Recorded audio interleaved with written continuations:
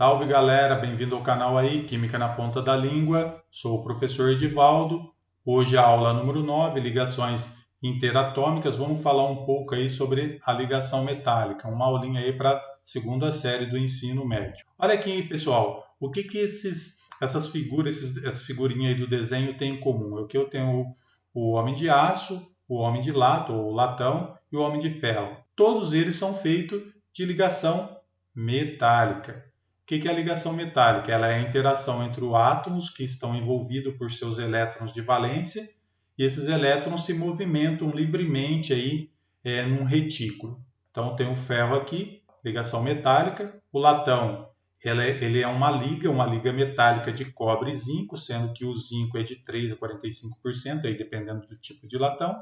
E eu tenho todo poderoso aqui o homem de aço, que na realidade ela é uma liga metálica formada por ferro e carbono. E o carbono tem que estar nessa composição entre 0,08% e 2,11%. Vamos entender, pessoal, então, como que se dá o tipo de ligação que nós chamamos de ligação metálica. Uma das principais, nós já conhecemos aí que uma das principais características dos metais é a condução fácil da eletricidade.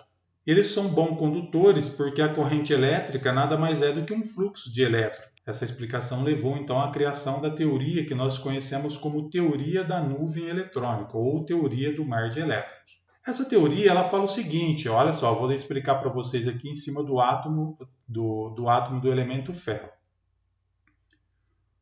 Essa teoria ela fala o seguinte, que os metais eles têm apenas 1, 2 ou 3 elétrons na última camada, ou na camada eletrônica. Essa camada está normalmente afastada do núcleo, que consequentemente atrai pouco esses elétrons.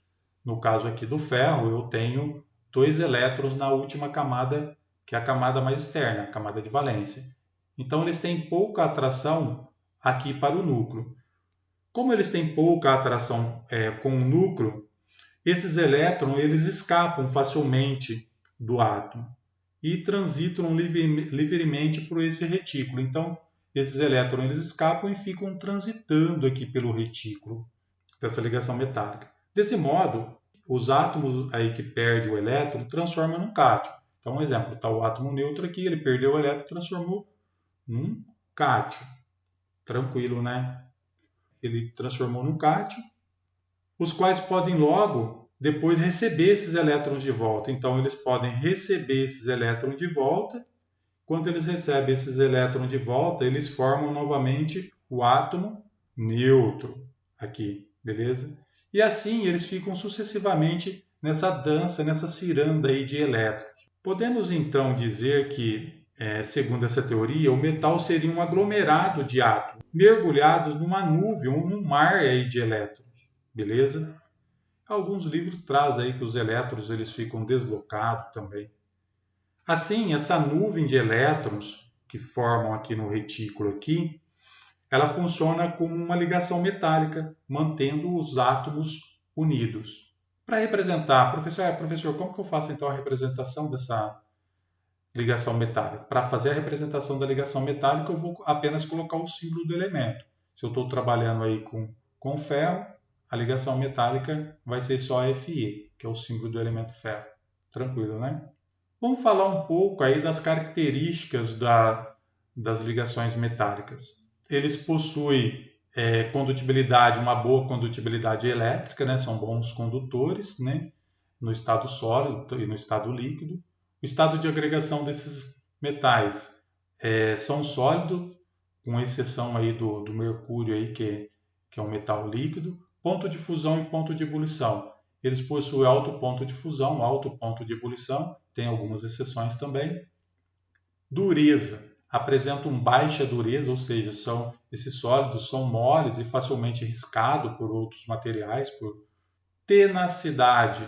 Tenacidade, eles possuem uma alta tenacidade, suportam grandes pressões elevadas, sem sofrer rupturas. Por isso que a maior parte dos tanques aí das indústrias aí são feitos de metal, beleza? Resistência à atração, são muito resistentes à atração, sendo muito utilizados como cabos de elevadores, são utilizados como vergalhões na construção civil e muitas outras finalidades que nós temos aí sobre os metais.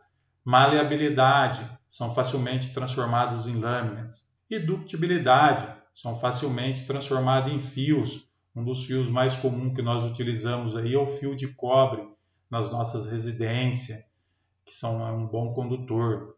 E o fio de alumínio para fazer o transporte das eletricidades aí nos cabos da rua. Solubilidade. Solubilidades são insolúveis em óleo. O óleo é um composto apolar, então é insolúvel no composto apolar. É insolúvel também na água. Ele não é solúvel na água. A água é um composto polar. Beleza, pessoal? Mas alguns, como o ouro, aí se dissolve. O ouro se dissolve aí no mercúrio, aí, formando essa liga aí, utilizada aí pelos dentistas. Tranquilo, né? Vamos lá, então. Aqui eu tenho para vocês um resuminho, né? Esse resuminho ele diz o seguinte: como que se dá então essa ligação aí metálica? São átomos de elemento metálico quando eles têm 1, 2 ou 3 elétrons nessa camada de valência.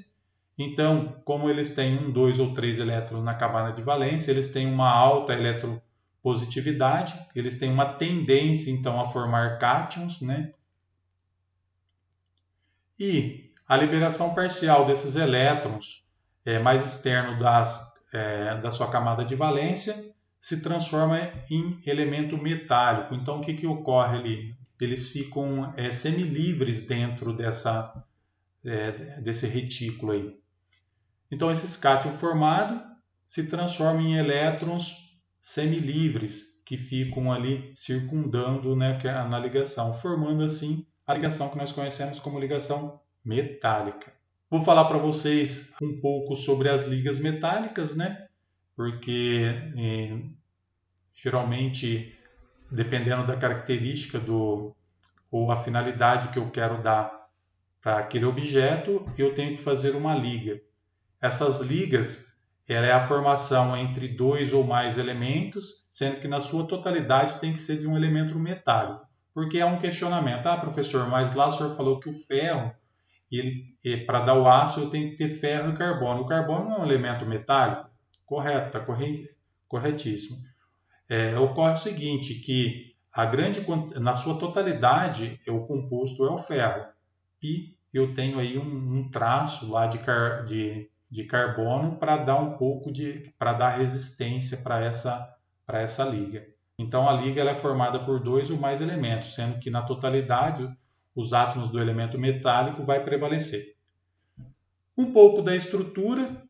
A estrutura dos metais ela se dá em 3 formas, praticamente em 3 formas. A primeira aqui é a cúbica de corpo, o arranjo aí espacial da ligação metálica. A segunda é o cúbico de face, eu tenho aqui a segunda cúbico de face. E a última aqui é um hexágono, ou conhecida também como hexagonal ou hexagonal compacta. Como é de costume, que eu passo sempre para vocês, fazer e aprender exercício, para ver se adquiriu as habilidades, para as competências aí sobre a ligação metálica. O primeiro exercício, vamos lá então.